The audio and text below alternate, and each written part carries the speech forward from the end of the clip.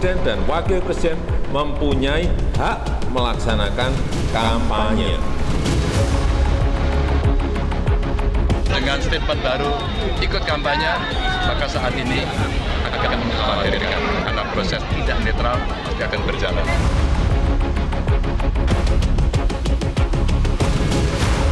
Kita ini kan pejabat publik sekaligus pejabat politik. Ini nggak boleh berpolitik, nggak boleh. Menteri juga boleh. Presiden sebenarnya udah berpihak, Pak Jokowi.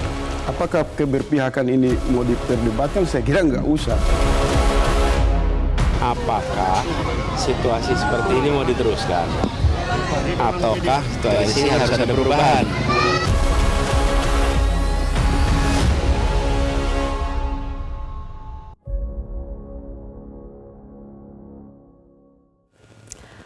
Pemirsa, sinyal keberpihakan Presiden Joko Widodo kepada pasangan calon presiden dan calon wakil presiden Prabowo Gibran dinilai sebagai bentuk kepanikan presiden karena elektabilitas pasangan nomor urut 2 tersebut yang belum melebihi 50%. Presiden Jokowi ditengarai akan terus bermanuver untuk menambah elektoral pasangan Prabowo Gibran.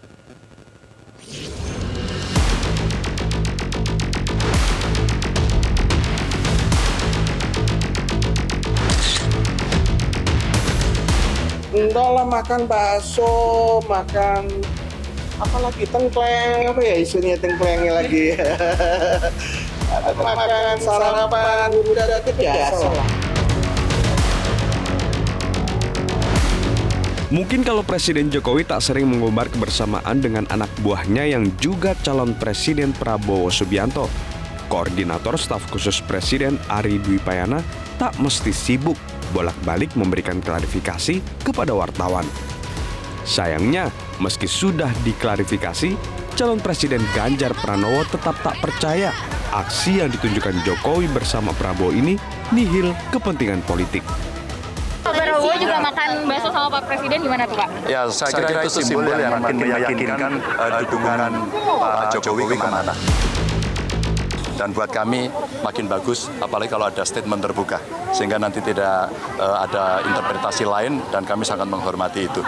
Mungkin habis itu makan soto, habis itu makan gudeg gitu ya. Boleh saja. Sudah dalam 2 pekan terakhir, Presiden Joko Widodo keliling ke berbagai daerah khususnya di Jawa Tengah. Berbagai kegiatan Jokowi seperti membagikan bansos atau meresmikan infrastruktur diduga menjadi cara untuk mengarahkan masyarakat mendukung paslon tertentu.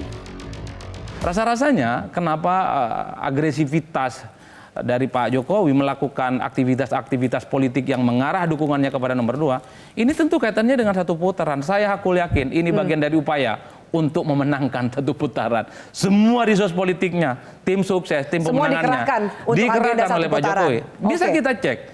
Setelah Pak Jokowi ketemu dengan Zulhah, dengan Pak Erlangga, muncul iklan-iklan yang di situ juga ada Pak Jokowinya. Di Golkar iklannya ada Pak Jokowi, di PAN juga ada Pak Jokowi, di PSI juga ada Jokowi. Bagi saya adalah all in, semuanya ini adalah demi satu putaran. Semuanya tidak salah. Selama ini Jokowi selalu berpegang pada aturan soal presiden boleh berkampanye. Meski Jokowi belum pernah berkampanye secara terbuka, seharusnya presiden juga memahami ada batas yang harus ia taati terutama ketika bersinggungan dengan peserta pemilu alias calon presiden. Itu setidaknya merujuk pada pasal 282 dan 283 Undang-Undang Pemilu di mana pejabat negara dilarang mengadakan kegiatan yang mengarah pada keberpihakan peserta pemilu. Maka jangan salahkan publik bila Presiden Joko Widodo terus dipersepsikan tidak netral dan sudah berpihak. Tim Liputan, Metro TV. Tapi sekali lagi, Presiden sampai saat ini belum ada rencana kampanye. Jadi ini perlu diperjelas ya. Pernyataan beliau di Halim itu dalam konteks memberikan pendapat terhadap pertanyaan yang diajukan oleh teman-teman media. Dan pertanyaan itu dijawab beliau berbasis pada normatif. Apa yang ada di dalam peraturan perundang-undangan. Bolak-baliknya Presiden Jokowi ke Jawa Tengah diduga kuat merupakan manuver Presiden untuk mendulang suara bagi pasangan Prabowo Gibran dan menggerus suara pasangan Ganjar Mahfud serta PD Perjuangan di kandang banteng. Meski tak mengaku sedang berkampanye, berbagai aktivitas Presiden dalam 3 pekan terakhir jelang pemilu mirip dengan orang yang sedang berkampanye. Saya akan membahasnya lebih dalam bersama dengan Wakil Ketua Dewan Pakar TPN Ganjar Mahfud, ada Miftah Sabri, kemudian Wakil Komandan Relawan TKN Prabowo Gibran, Immanuel Ebenezer, serta Direktur Eksekutif Indo Strategik, Ahmad Khoirul Umam. Selamat malam Bang Noel, Bang Miftah dan juga Mas Umam. Selamat malam, Sylvia. Baik, oke.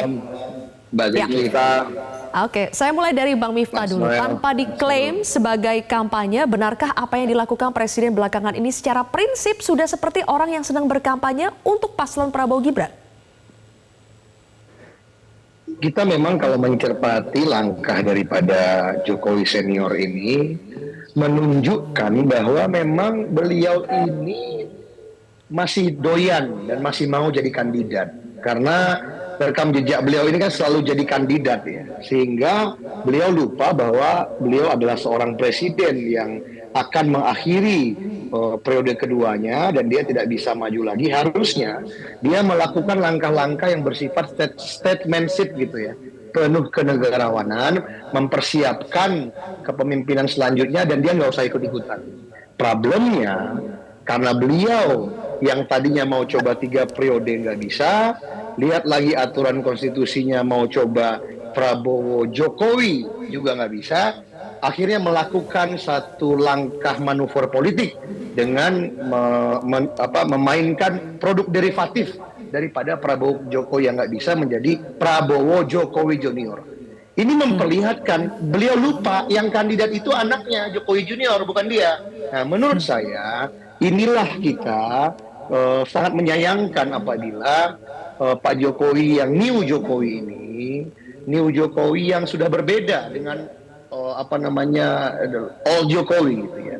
Old Jokowi itu lahir menurut saya dari gerakan masyarakat, partisipasi dukungan berbagai lapisan, penuh inspirasi dan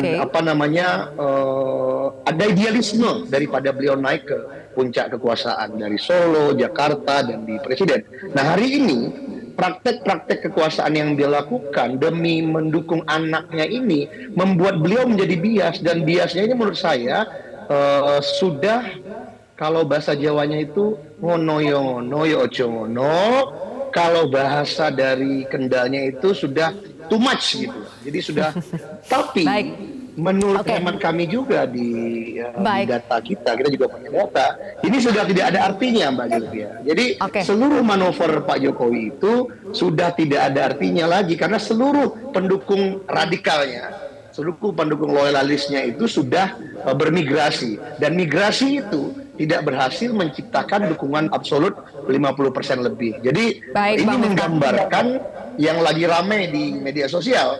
Kalau raja sudah banyak bergerak, nah dalam dunia percaturan itu berarti sebentar lagi peluang di ambang kekalahannya lebih besar daripada raja. Coba kita dengar dulu jawaban Bang Noel ya atas pernyataan Bang Miftah.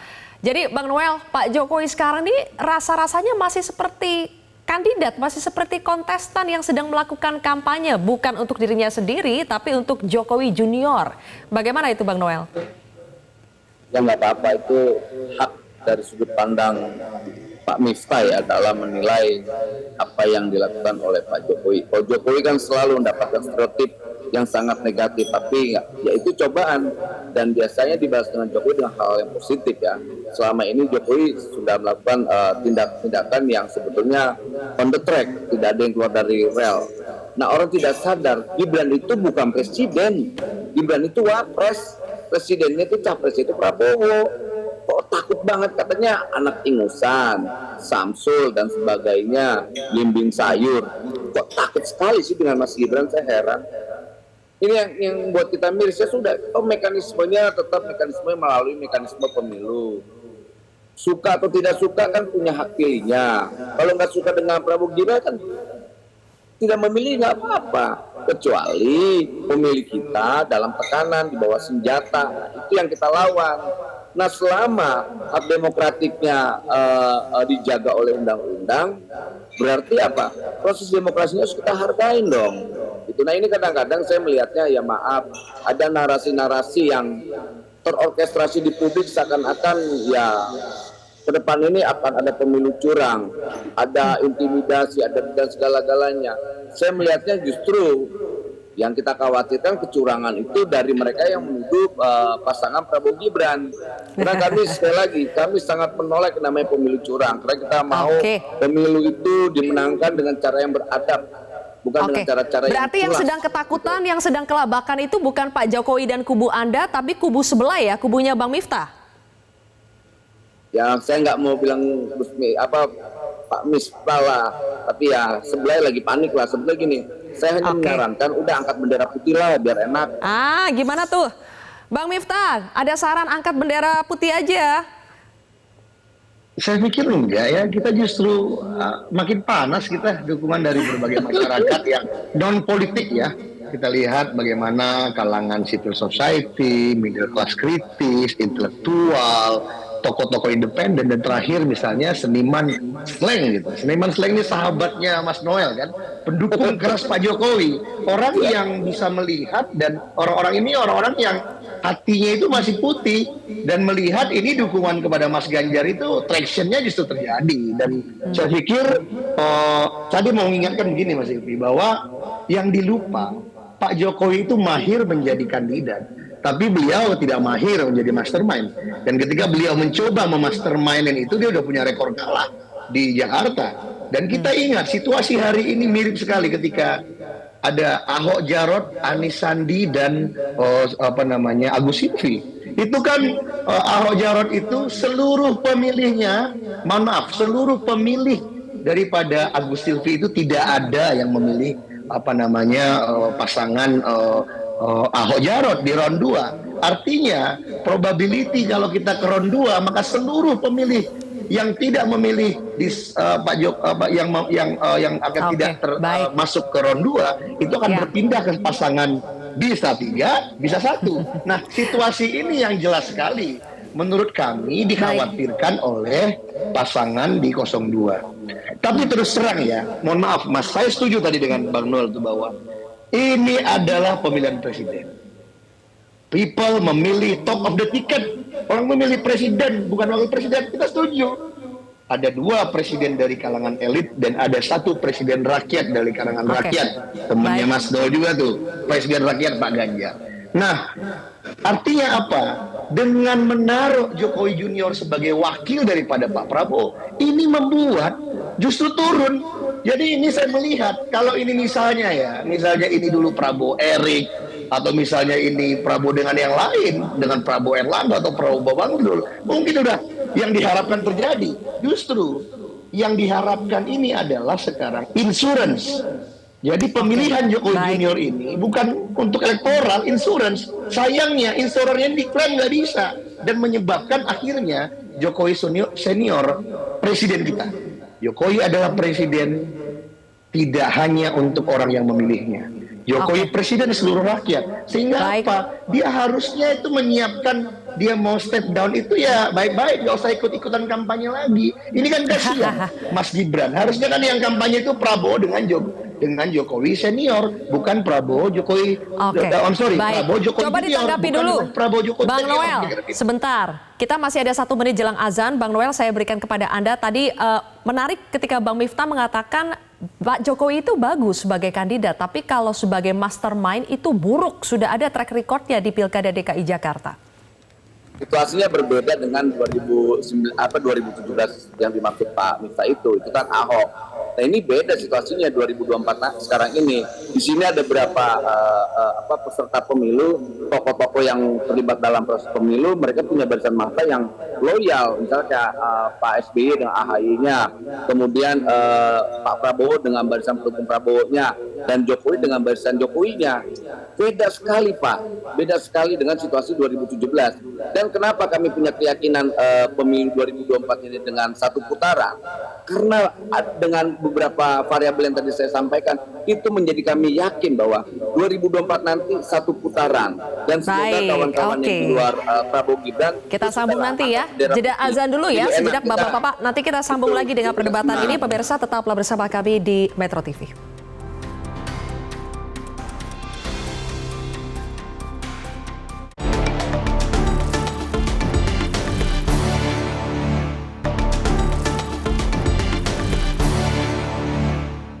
Dipersembahkan oleh,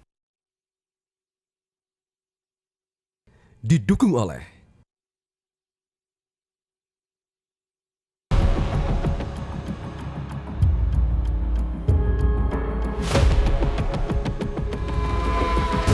Presiden dan Wakil Presiden mempunyai hak melaksanakan kampanye.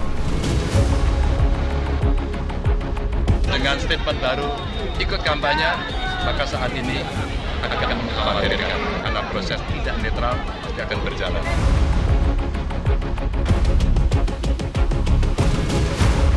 Kita ini kan pejabat publik sekaligus pejabat politik. Ini nggak boleh berpolitik, nggak boleh. Menteri juga boleh. Presiden sebenarnya udah berpihak, Pak Jokowi. Apakah keberpihakan ini mau diperdebatkan? Saya kira nggak usah. Apakah situasi seperti ini mau diteruskan? Ataukah situasi ini harus ada perubahan?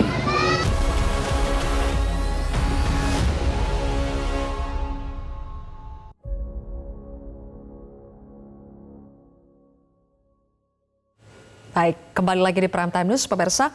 Mas Umam, sekarang saya ingin minta analisa Anda. Benarkah bahwa dalam pemilu 2024 ini sebetulnya yang dominan itu bukan pertarungan antar kontestan, tapi it's all about Presiden Jokowi. Presiden Jokowi membuat ini seperti it's all about him. Apakah begitu? Ya, Mbak Zulfia, kalau misal kemudian Pak Jokowi melakukan segala cara, hal itu menjadi agak logik karena dia melakukan pertaruhan sangat besar dengan mengajukan anaknya menjadi paslon nomor 2, menjadi cawapres Pak Prabowo.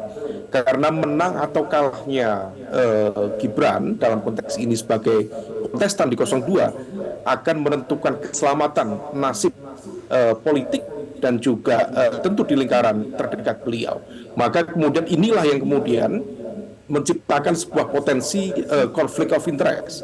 Nah, oleh karena itu, apa yang terjadi saat ini sebenarnya memang betul Pak Jokowi tidak pernah mendeklarasikan diri menjadi bagian dari tim sukses, kemudian melakukan kampanye terbuka. Tapi sebenarnya yang dilakukan itu adalah sebuah proses kampanye yang kemudian secara tidak langsung memberikan political endorsement secara terselubung kepada salah satu paslon, dalam konteks ini adalah 02. Misal kemarin makan bakso dengan Pak Prabowo, sementara di saat yang lain Menko-nya yang satu lagi, Pak Mahfud, untuk bertemu presiden saja harus ngantri dulu misalnya lewat Mensesnek Pak Pratikno. Artinya bahwa ada semacam barrier yang kemudian ini adalah bagian dari realitas politik praktis menjelang Pilpres yang akan datang. Tetapi dianggap atau tidak, Mbak Zulfia, bahwa aktivitas Pak Jokowi yang semakin intens, terutama di wilayah Jawa Tengah dan juga Yogyakarta, adalah sebuah respon terhadap situasi yang kemudian memunculkan kepanikan tampaknya di kubu 02 yang mengalami stagnasi elektoral menjelang Pilpres yang praktis tinggal 2 minggu ini. Karena target menang satu putaran seharusnya kalau misalnya hitung-hitungan di atas kertas barangkali bisa dilakukan. Tetapi kemudian ternyata ada stagnasi elektoral yang salah satu faktornya adalah tampaknya basis pemilih loyal Pak Jokowi di 03 di PDIP terutama sudah mulai terkuras habis. Sementara dari basis pemilih loyal Pak Prabowo yang selama 2 kali pilpres sebelumnya di 2014, 2019 tampaknya mengalami faksionalisme yang juga cukup signifikan. Sebagian masih bertahan menjadi loyalis Prabowo, tapi di sisi yang lain sudah mulai bergeser cukup signifikan ke kubu 01 terutama ke Anies Baswedan dan juga Muhaimin Iskandar. Situasi ini yang tampaknya kemudian betul-betul membuat kehendak Jokowi sendiri untuk melakukan akselerasi setidaknya di menit-menit terakhir sekedar untuk mengajukan insentif elektoral 1, 2 hingga maksimal 3% untuk menggenapi target kemenangan satu putaran ini. Berarti, Mas Umam, yang Anda baca sampai saat ini Presiden masih memilih untuk melakukan kampanye terselubung. Jadi menurut Anda apakah Presiden Jokowi tidak akan kampanye terbuka, tapi kampanye ala Jokowi itu adalah memamerkan keakraban dengan Prabowo dan Koalisi Indonesia Maju, kemudian membiarkan masyarakat yang menginterpretasikannya sendiri? Iya, sebenarnya apa yang dilakukan oleh Jokowi per hari ini itu adalah sebuah bentuk keberpihakan yang sudah sangat terbuka, sudah sangat vulgar. Tetapi kemudian secara legal formal seolah tidak bisa diartikan itu sebagai kampanye karena memang tidak ada istilah coblos, tidak ada istilah pilih, atau tidak ada bentuk endorsement dalam konteks elektoral di TPS. Tetapi keberpihakan, intensitas, dan lain sebagainya itu sudah sangat vulgar. Disampaikan untuk memberikan dukungan kepada paslon nomor urut 2. Nah, kalaupun kemudian per hari ini yang disasar adalah Jawa Tengah dan juga Yogyakarta, salah satunya kalau misal kita gunakan kalkulasi elektoral secara teritorial, terutama di basis-basis provinsi yang memiliki DPT yang terbesar, target utamanya adalah menggerus basis pemilih loyal dari PDIP, dari pemilih loyal Mas Ganjar itu sendiri. Karena kalau misalnya kita cermati, Jawa Timur tampaknya akan terdistribusi secara merata di masing-masing paslon, memiliki captive market yang cukup kuat dan juga kompetitif. Jawa Barat yang kompetitif salah satunya adalah Prabowo dan juga Anies Baswedan, di Banten juga relatif sama. Nah, tetapi kemudian di Jawa Tengah ada sebuah fenomena kanibalisme elektoral yang kalau misal kemudian bisa dimenangkan oleh sel-sel kekuatan politik Jokowi dengan menguras habis, terutama mencoba untuk mengambil alih dominasi kekuatan PDIP di Jawa Tengah dan juga Yogyakarta, maka bisa mempertebal potensi elektoral di sana. Karena praktis per hari ini PDIP memiliki penguasaan 28 kabupaten kota dari 35 kabupaten kota di Jawa Tengah. Kalau misal kemudian kita sekarang melihat Jokowi begitu aktif mondar-mandir di sekitar Jawa Tengah, di sekitar Yogyakarta, salah satunya adalah target untuk mempertebal itu dengan target menang satu putaran. Tapi saya 01 dan 03 tidak akan membiarkan ini begitu saja. Jadi Mas Umam, tidak ada istilah coblos yang keluar dari mulut Pak Jokowi, tapi ada bagi-bagi bansos. Coba kita simak dulu pernyataan dari Sekjen PD Perjuangan Hasto Kristianto berikut ini. Seluruh partai politik untuk dijalankan oleh eksekutif. Sehingga bansos bukan kebijakan presiden. Bansos adalah kebijakan politik dari politik anggaran yang ada di DPR RI, sehingga pembagian bansos jangan dipolitisasi. Dan ini seharusnya di dalam tata pemerintahan negara yang baik menjadi ruang lingkup dari Kementerian Sosial. Dengan mengingat Ibu Risma ini sosok yang memiliki integritas tinggi, beliau tidak mau data-data bansos ini dipakai untuk kepentingan politik partisan. Apalagi untuk memperjuangkan kepentingan keluarga. Maka kemudian mengapa dengan sikap Ibu Risma yang sangat kokoh pada integritas itu, lalu Ibu Risma tidak diajak, termasuk di dalam kebijakan Raskin. Sehingga beras untuk rakyat miskin yang dari Bulog kemudian muncul gambar pasangan 02 Prabowo Gibran. Ini penyalahgunaan politik bansos yang sangat serius, justru ini mencederai rakyat. Dan ini tidak sesuai dengan tata pemerintahan negara yang baik. Bahkan Bu Risma pun menceritakan sekarang, ya suasana di dalam rapat kabinet, bahkan ketika mau rapat itu sudah diperiksa. Bang Noel, bagi-bagi bansos itu jadi taktik Presiden Jokowi untuk mendulang suara untuk Prabowo Gibran. Bagaimana tanggapannya, Bang Noel? Ini ngawur lagi Hasto nih. Inilah, kemarin saya sudah usulkan ke Presiden dan juga ke Pak Prabowo, itu bansos-bansosnya diisi aja mukanya Hasto sama Harun Masiku, dan Presiden setuju tuh. senang katanya itu bagus tuh idenya cemerlang. Ini sedikit-sedikit politisasi bansos, kan itu sudah program yang sudah tersedia. Kecuali itu bukan program yang sudah tersedia, baru boleh bilang jangan politisasi bansos. Kan kita selama ini ketahui bahwa Menteri Sosial kan Bu Risma. Sebetulnya dia tidak percaya dengan orang yang didelegasikan di pemerintahan Jokowi atau gimana. Kan bisa dicek lewat Bu Risma. Persoalan aliran bansos itu kemana. Kadang-kadang saya jadi malu dengan sikapnya Pak Hasto ini. Sebetulnya sekjen partai besar harusnya sikapnya tidak sekerdil ini. Ini menunjukkan sosok orang yang kerdil nih cara berpikir. Beliau kan tahu sekali arah bansos itu kemana. Nolak bansos, tapi faktanya rakyat menerima tuh. Sebenarnya yang dilawan Hasto ini bukan soal bansosnya, dia melawan ketakutan dirinya. Ini kan dia sedang terteror dengan perilakunya nih Hasto ini. Jadi semoga nanti ya usulan saya ke Presiden, nanti bansos itu ya sudah mukanya Hasto aja sama Harun Masiku lah, biar bagus tuh. Ya begitu Mbak Sylvia. Oke, coba Bang Miftah jawabannya begitu dari Bang Noel. Politisi bansos itu bukan politisasi, tapi itu bentuk ketakutan dari PDI Perjuangan. Bagaimana Bang Miftah? Saya pikir itu agak ngantur ini teman saya Noel ini kemana-mana. Saya pikir kan kita lihat soal polisinya ya, bahwa tadi saya baca di media yang cukup kredibel, Bu Sri Mulyani sudah menyampaikan posisinya bahwa memang bantuan sosial ini diperlukan, bantuan pangan khususnya ya. Tapi ini publik mesti mengerti bahwa ini adalah sebuah kebijakan politik bersama yang disepakati oleh Presiden dan kekuatan di DPR. Tapi memang kan kita juga harus tetap awas gitu ya, bahwa jangan sampai bansos ini dianggap bantuan daripada Jokowi senior. Ini adalah kebijakan pemerintah dan angkanya tuh lumayan besar Mbak Sylvia. Besar sekali angkanya. Artinya ada 200 BLT sebesar 200.000 selama 3 bulan 600.000. Yang itu sialnya Januari, Februari, Maret gitu. Nah ini kan kenapa harus, kita sudah sepakati Presiden dan DPR, tapi kenapa harus dilakukan sebelum pemilu?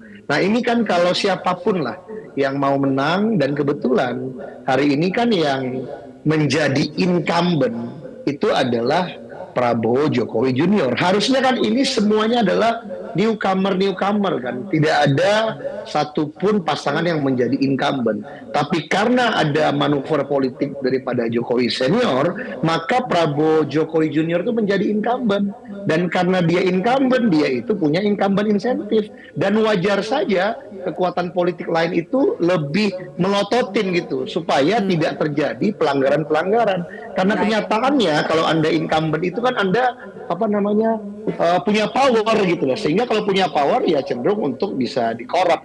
Nah, menurut saya mau melihatnya ke sana. Jadi tidak ngelantur kemana-mana soal memasangkan foto dan sebagainya. Dan mungkin begini Mas Noel, coba kita lihat ini tidak dengan naratif hate gitu ya, kebencian begitu. Coba kita lebih mengedepankan harmoni dan love, kasih sayang.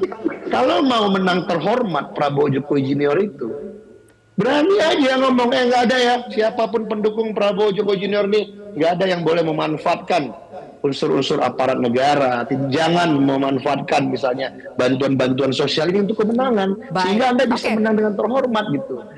Jadi maksud saya, kita melihatnya, jadikanlah proses pertarungan ini, Pilpres ini memang pertarungan yang terhormat gitu. Jadi jangan kita melakukan segala cara untuk supaya menang, mentang-mentang ayah daripada salah seorang kandidat ini masih duduk menjadi seorang presiden. Jadi sebenarnya di situ Mas Noel. Jadi jangan ngantur kemana-mana gitu. Maksud saya nggak ada hubungannya tuh antara diklarifikasi saja, nggak usah nyerempet pasangin foto Mas Hasto saja. Nah itu kan ada hate itu, ada unfinished business ini antara Noel dengan Mas Hasto. Kalau kayak gini gitu. Masih ada 2 minggu nanti kita lanjutkan lagi ya perdebatan ini ya.